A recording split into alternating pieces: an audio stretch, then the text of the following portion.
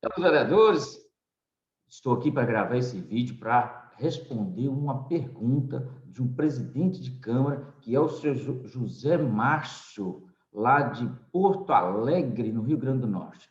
Senhor Márcio, a pergunta do senhor eu gostaria de responder em vídeo para ficar bem claro, para que o senhor possa compartilhar com os demais vereadores da sua Câmara. A pergunta é a seguinte: o senhor Márcio recebeu na Câmara um projeto de lei de diretrizes orçamentárias. No entanto, o Executivo enviou esse projeto de lei sem os anexos, sem o anexo de meta fiscal, sem os anexos de riscos fiscais, sem demonstração de resultado primário e resultado nominal para os próximos exercícios, sem projeção de receita corrente líquida e sem as prioridades que serão contempladas na lei orçamentária para o exercício 2022. Somente o texto da lei e alguns anexos estão zerados. A pergunta do senhor Márcio é o seguinte: como proceder neste caso para que realmente esse projeto possa tramitar e ser aprovado pelas comissões e pelo plenário da Câmara? Lembrando, não se cogita a possibilidade de rejeição de lei de LDO,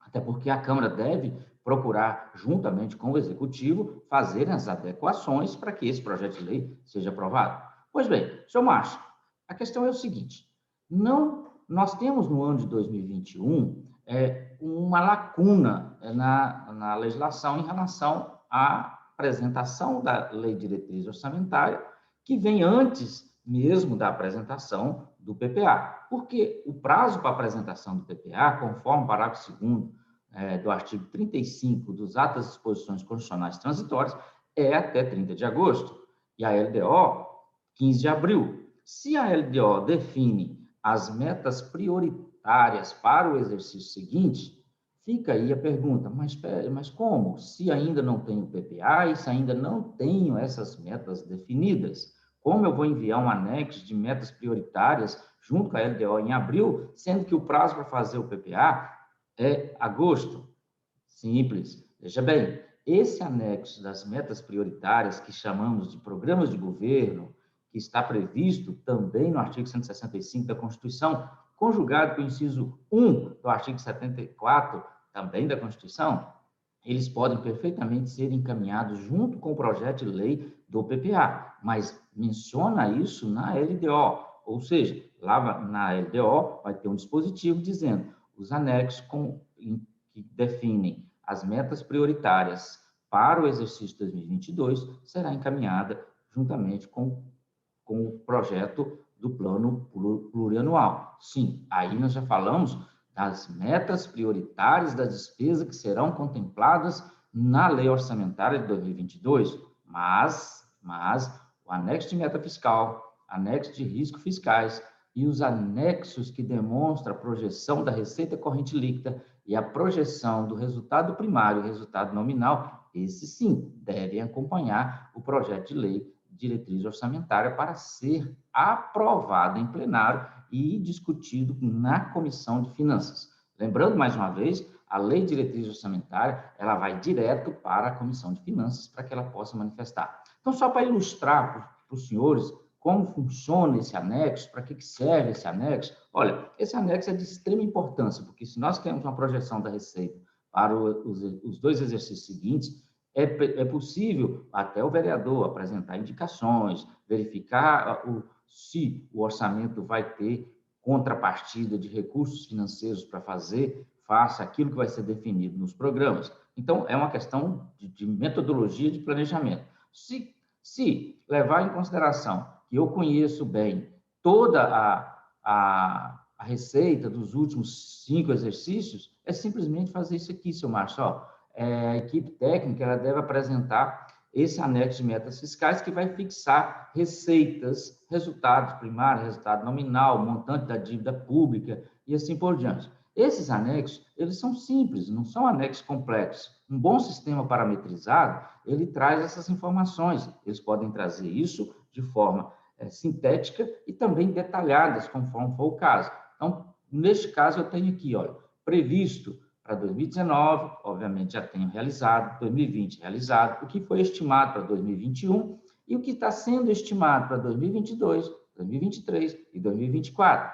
Isso quem define é a Lei de Responsabilidade Fiscal. Então, não há razão para o corpo técnico do Poder Executivo negar a elaboração desses anexos, porque eles são de suma importância para que a Comissão de Finanças e, obviamente, os vereadores definem como será aprovado. Então, olha só, as despesas correntes, despesas de capital, elas são também desdobradas, mas baseada nessa metodologia que foi utilizada conforme o artigo 12 da Lei de Responsabilidade Fiscal. Então, não há problema algum para projetar isso para o exercício de 2022, 23 e 24. Embora não estamos falando das metas prioritárias do PPA, só simplesmente assim. Então, e outro detalhe também, caso durante a elaboração do PPA, se houver a necessidade de fazer algum tipo de alteração nesses anexos, basta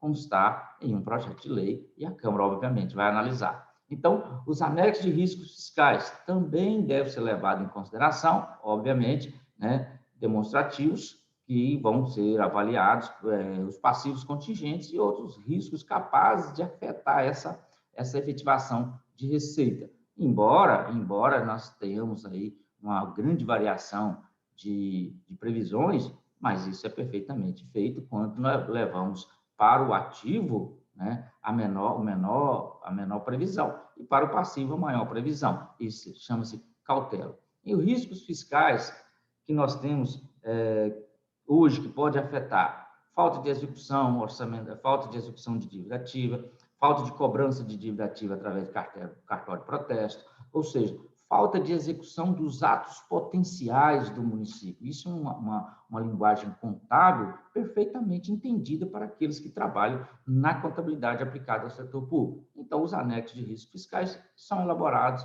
com base nesses demonstrativos, que pode ser por fonte de recurso, como pode ser também por categoria de receita, tanto receitas correntes como receita de capital. Portanto, senhor Márcio e demais vereadores, não existe justificativa por parte da equipe técnica do Poder Executivo de não enviar os anexos de metas fiscais, riscos fiscais, projeção de receita corrente líquida, projeção de resultado primário e resultado nominal, ficando somente a parte que fala das metas prioritárias da despesa para o exercício 2022, que pode ser enviado através de um anexo junto com o PPA.